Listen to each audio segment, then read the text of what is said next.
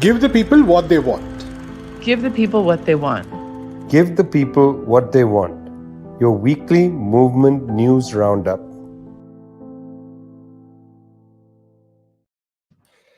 You're with Give the People What They Want, brought to you every week from People's Dispatch. That's Prasanth and Zoe, both looking very happy to be here. I'm Vijay from Globetrotter, reasonably happy to be with you. It's the 6th of January, an epochal day in the United States where once there was an attempt at a sort of bizarre insurrection, let's say.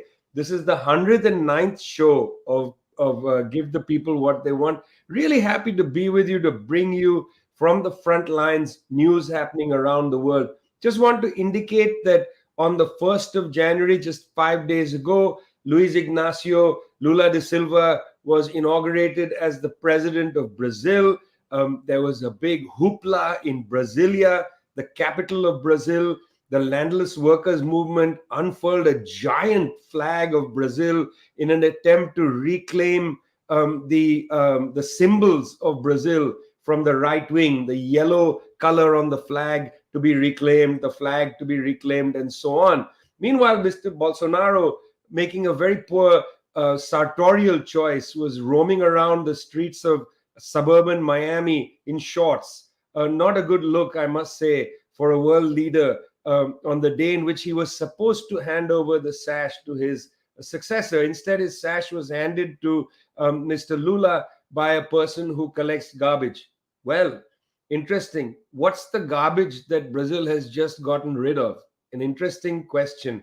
Let's leave that to our listeners. Meanwhile, not far from Brazil, in Colombia, a very confusing scene of events, I must say, Zoe.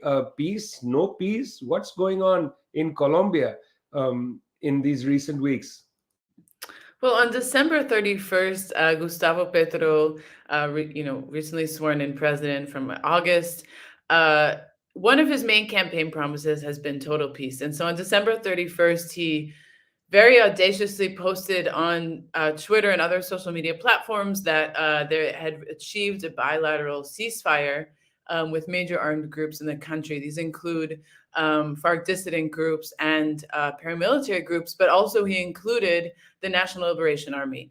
And the National Liberation Army has been engaged in a peace process with the Colombian government over the past several years. Of course, during the 4 years of the Ivan Duque government, this was completely suspended.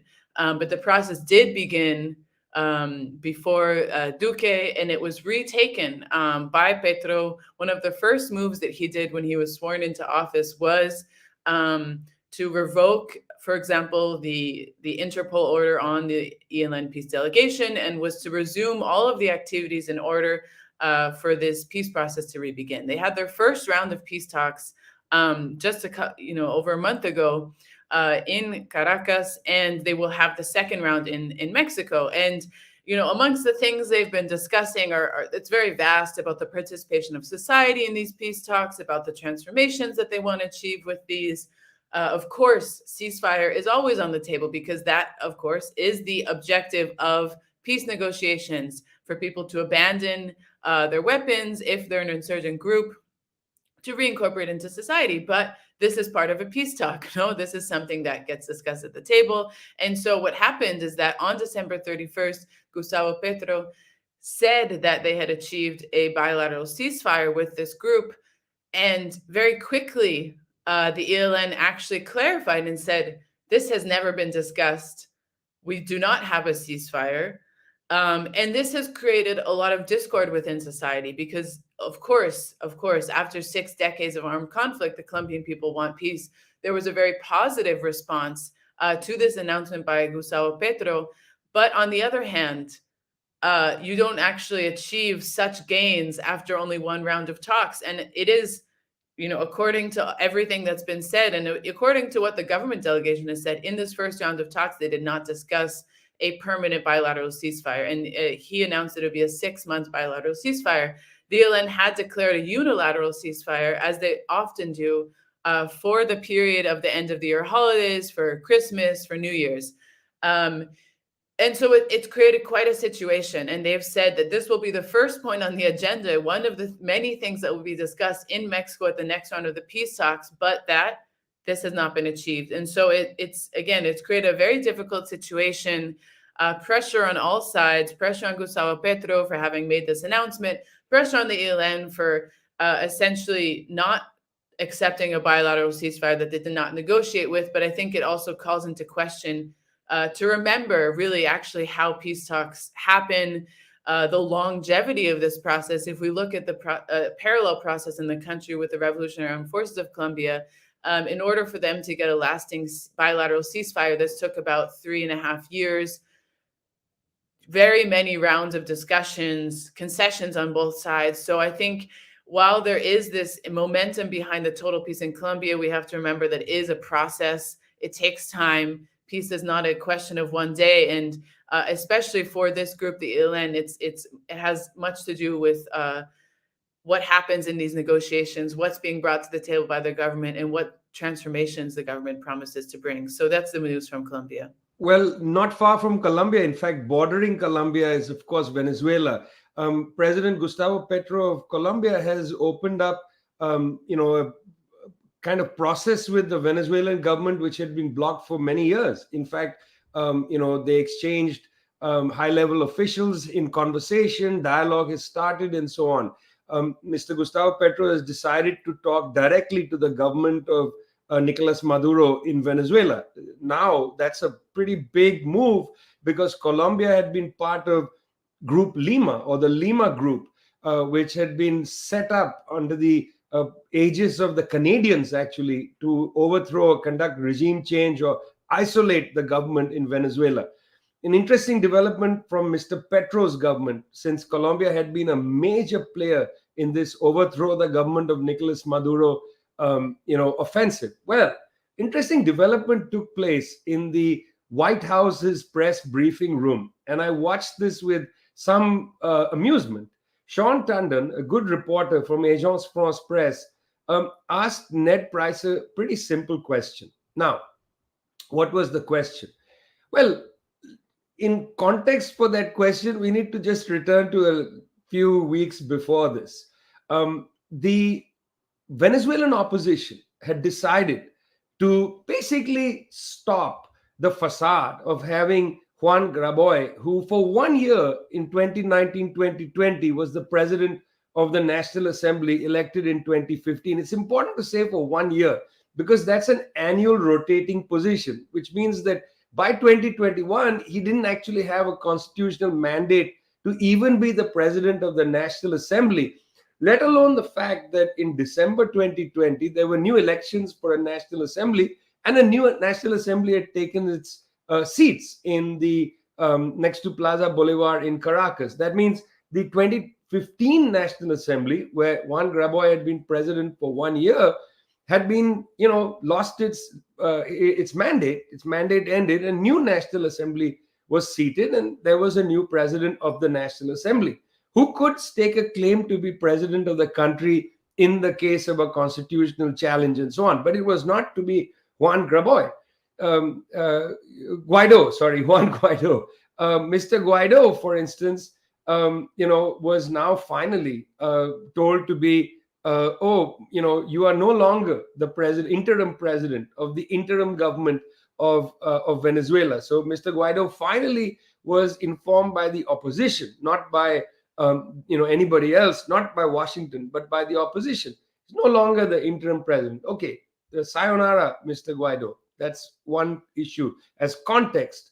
Secondly, on the first day of January of this year, Nicolas Maduro gave an interview to Ignacio Ramonet, the very legendary journalist from Spain, in which he told Mr. Ramonet that, look, I'm open to talking to I'm open to a conversation with the United States at the highest level. That was an important phrase, at the highest level. In other words, he's willing to even speak to Joe Biden. Now, why that's important is just earlier in the year, twice, in fact, very high officials, senior officials of the United States government had come to Caracas to meet with the government of Nicolas Maduro to discuss the question of oil and oil development and to discuss the release of US nationals who are in Venezuelan prison. So they were already talking to Mr. Maduro's government. Here comes Sean Tandon of Agence France Presse, asks Ned Price, the spokesperson of Mr. Biden. Hey, Mr. Price, which government do you recognize in Venezuela? Ned Price answered that, well, we recognize the 2015 National Assembly. That's an interesting answer because the 2015 National Assembly hasn't actually sat for 7 years. So the United States government recognizes a defunct, legislative body had been there in Venezuela, whose major party, the MUD, boycotted the elections in 2020, refused to participate, and yet the US government has given it legitimacy. It was an interesting exchange between Ned Price and Sean Tundon. I'm going to keep following this story because I think there's an element of absurdity here. When the Venezuelan opposition itself had said that Juan Guaido is no longer the president, the United States recognizing that and now has turned back to saying, well, we recognize a defunct body which hasn't actually sat for 7 years. An interesting development. We'll be looking at that. Now, crossing the Atlantic Ocean, back to Sudan, a beat of People's Dispatch, which is always very much in our minds. Situation in Darfur. Prashant, what is going on in that great country of Sudan? Right, Vijay. Of course, we've talked about Sudan quite a lot in recent times, from different contexts, though, and we'll be having a story on Darfur from Pawan coming up shortly. But Darfur is one of those issues which did gain a lot of international attention at various points of time over the past many years. There was a lot of outrage and deep grief over the humanitarian crisis. Now, not so much in the news, but the fact remains that the impacts of what happens in a place like Darfur, where millions were displaced, tens of thousands were killed, does not really end in a year or two, or just because it disappears from the headlines.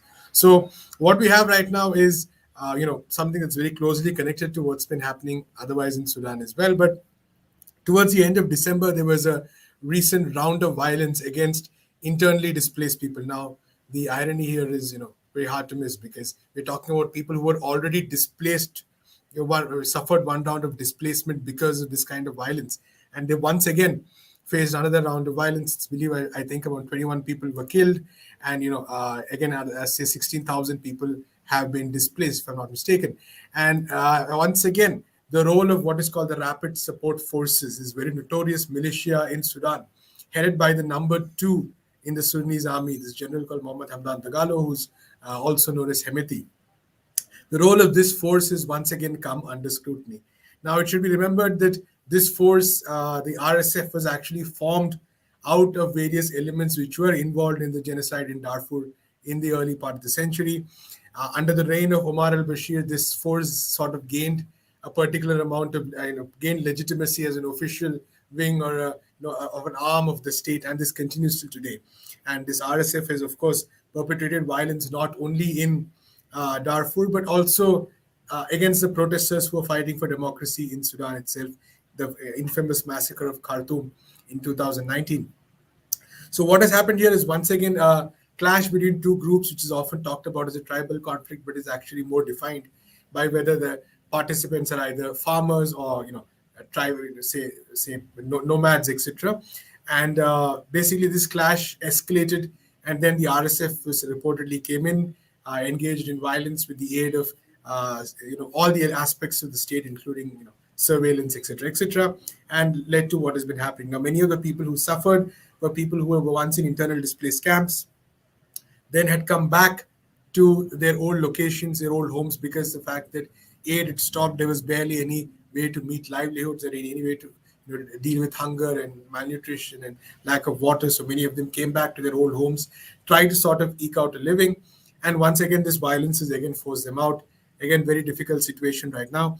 The important thing, of course, to remember is that two things to remember is that, of course, one is the fact that a lot of this is connected to the to what has been described by many analysts as the attempt of the Sudanese regime, so to speak, to depopulate the region so that its mineral resources can be tapped, its mineral resources can be exported at the international market. And so for that, it is essential to remove the people who live there. And this has been the violence that has continued for many years. And equally importantly is the fact that, while people do talk about Darfur sometimes, it still sometimes comes up in conversation. The role of the RSF, the role of the current regime in, say, it's often described as just largely tribal violence, which is often how we sort of insulate, a conflict, make it seem like it's about these primordial passions, so to speak, which is just people in some part of the world fighting out because they're unsophisticated or whatever. But actually, what is happening is that this is part of a very clear campaign by sections of the Sudanese regime with the full support of the topmost leadership. And also, these same sections are backed by the international community, so to speak, which wants to resolve a conflict in any way possible. And their method of resolution is basically by getting the military to work together. So it is more or less confirmed that this General Hemeti, who is in charge of the RSF, will play an important role in Sudan in the future as well.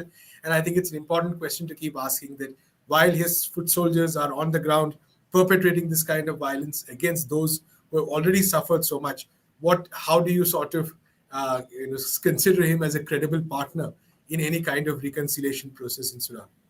It's a very important point. And when we get to Bolivia in a second, the question of reconciliation and so on is really on the top of the table. You're listening to Give the People What They Want, coming to you from People's Dispatch.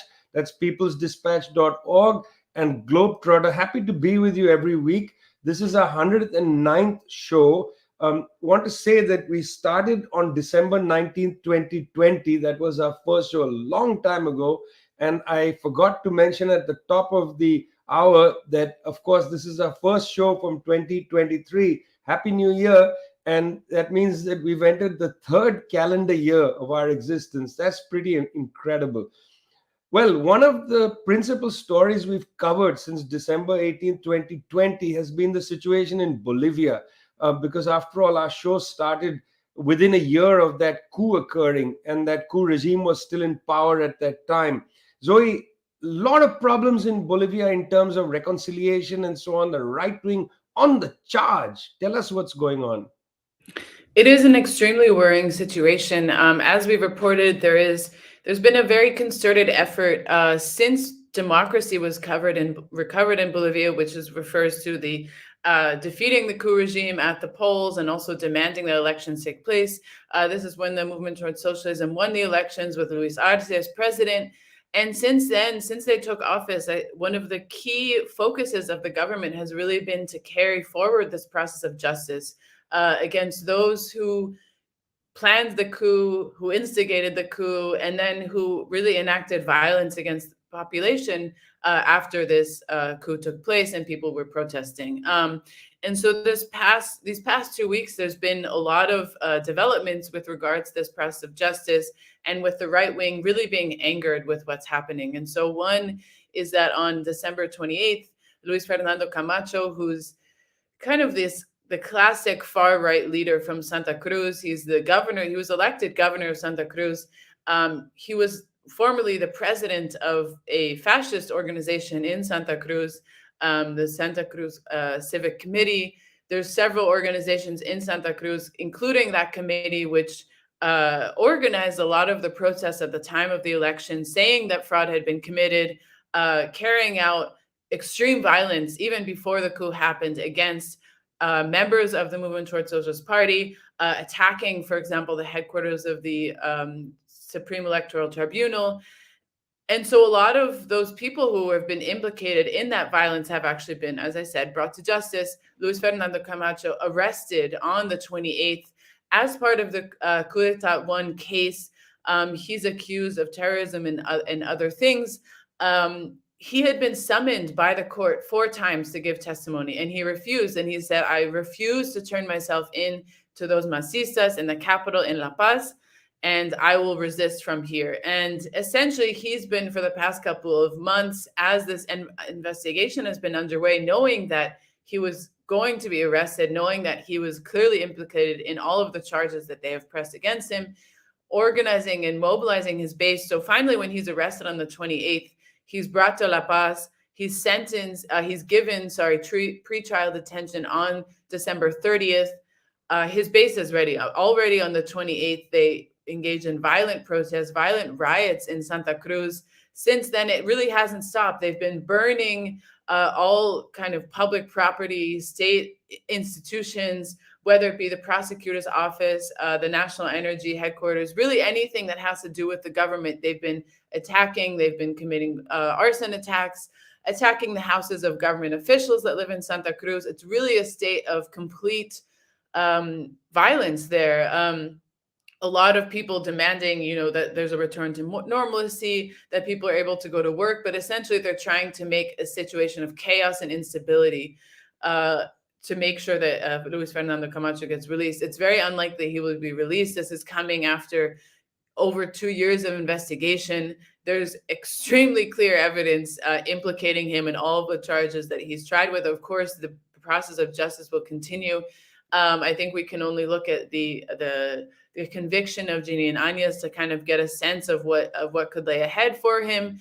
But also this week, Arturo Murillo, who was another key player in this coup, he was the government minister in Ginny and Agnes's government.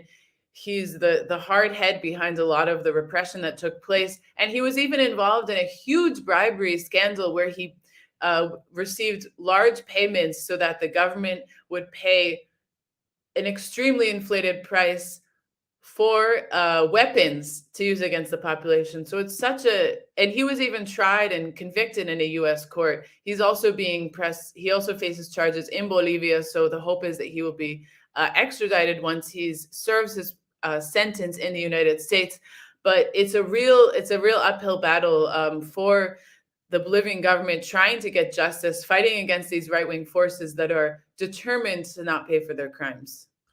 Well, as we see the situation in Bolivia unfold, new government in Israel, the government of Benjamin Netanyahu, perhaps the most right-wing government that country has ever seen, and that's saying a lot. Well, for the Palestinians, there's been a long process of discrimination, loss of land, settler colonial experience, and so on. There's one particular area at the bottom of the West Bank, Masafer Yatta, a great name, by the way, the translation of which is traveling to nothing, extraordinary name. Prashant, what is happening with the settlement of Masafer Yatta? Right, Vijay. Masafer Yatta, of course, been in the news before also, especially last year, but also over many, many years, because it's a location which the Palestinians have been fighting to save their homes for many years right now. Now, the story behind it, of course, is all too familiar in the occupied territories. One day, randomly, Israel decides to declare Masafer Yatta, in which people have lived for decades. There are records of that. Israel decides to term it what is called a firing range. And since it's a firing range, it automatically means that, of course, Palestinians cannot live there. And then that begins this process. I believe the decision takes place in the late 90s. And from then on, the Palestinians, wage a very determined legal battle trying to sort of somehow stop this. That ends last year when the Israeli Court of Justice decides in favor of the Israeli government. Now, Masafer Yatta is located in Area C of the occupied West Bank, which means the Israelis have much greater control over there.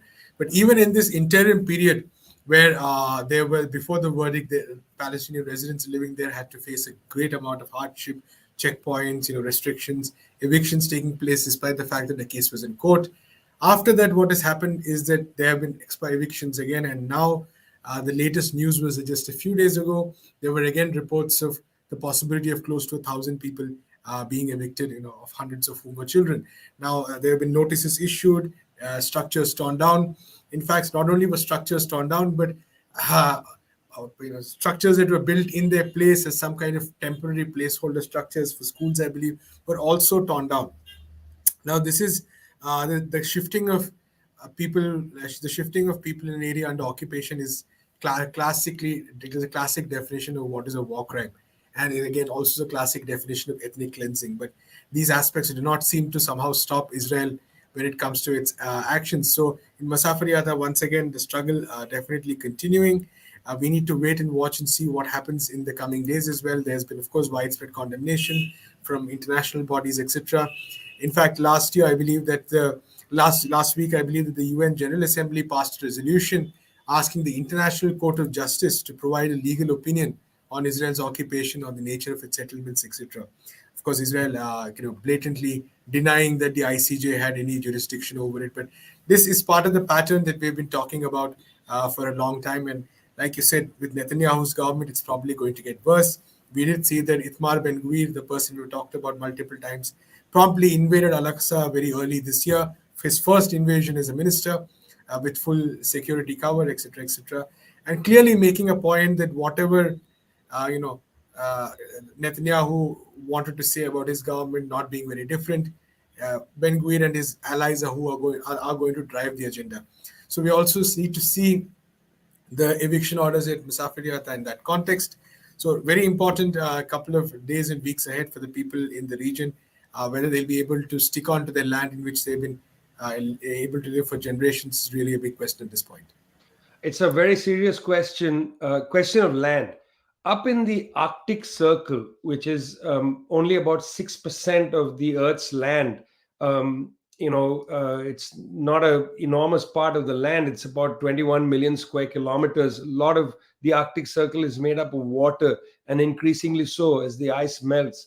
Up there in the Arctic Circle, for the first time, NATO, the North Atlantic Treaty Organization, has created a military headquarters up inside the Arctic Circle. It's the first time actually we're seeing the militarization of the Arctic at this level. Led by Norway, NATO has produced this office in collaboration with Sweden. They've been holding something called Cold Response, which is a military exercise since about 2016. It's an annual military exercise with 15 or 16 mostly European countries up there conducting their exercises. Now, there's a lot of discussion about why this is going on. One of them is that there's an awful lot of oil and natural gas up in the Arctic Circle. Most of that is up in Canada, where the Canadians have begun to drill very close to the Arctic and perhaps very soon inside the Arctic. This is of great concern to people worried about the environment. Also, oil and natural gas in the Russian areas in the Arctic Circle. So that's one. Secondly, it is becoming clearer and clearer that the Arctic is not just about oil and natural gas, but it's about rare earth minerals, neodymium, praseodymium, terbium. I'm not saying these properly because these are far too difficult for an amateur, not a chemist or a person who is a geologist to pronounce. But apparently, these are key rare earth minerals found up in the Arctic Circle. It is said that there are trillions of US dollars worth of wealth up in the Arctic, much of it in what is claimed by Russia. In other words, it is in fact legally part of Russia, because the way the UN Convention on the Laws of the Sea operates, it has a standard which is that the where your territorial limit ends, there's about a 12-kilometer or so shelf where you are able to exercise your right, and then there's about a 200-kilometer reach where you can exercise mineral rights. I mean, the UN Convention on the Laws of the Sea is very straightforwardly put together. Now, what is NATO doing up there? In fact, this is an interesting issue. Why are they militarizing the Arctic Circle? The question has been raised because the United States has been conducting freedom of navigation exercises, not only in the South China Sea, but also in the Arctic Circle. Now, that's interesting. Freedom of navigation exercises are conducted based on the UN Convention on the Laws of the Sea, which the United States has not ratified. So it's using a convention which it has not ratified to essentially quite aggressively move against Russia and China, both of whom have vessels that go through that region. So this is something that we need to pay attention to because it's an underreported story. Recently in Iceland, there was an interesting exchange between the Chinese ambassador to Iceland and the Norwegian general who's in charge of the Arctic Circle arena and so on. Actually, he's an admiral. They had an interesting testy exchange around the question of sovereignty and so on. I'm going to be following up and writing about this story for Globetrotter in the weeks to come. It's a very interesting story, highly underreported. People are not paying attention to the flashpoints in the Arctic that could really lead to a significant clash between countries that register based on the UN Convention on the Laws of the Sea, that they have the right to do certain things, other countries that are trying to prevent them, particularly organized around NATO. And then the question, who owns those resources, or whether indeed those resources should be mined at a time when the climate catastrophe is a worry for everybody around the planet. Well, that's a good way to end, I suppose, this episode of Give the People What They Want, brought to you by People's Dispatch. That's Prashant and Zoe, peoplesdispatch.org. Best place to get your movement-driven coverage. I'm Vijay from Globetrotter. 109th episode. We'll be back with you next week with 110. See you then.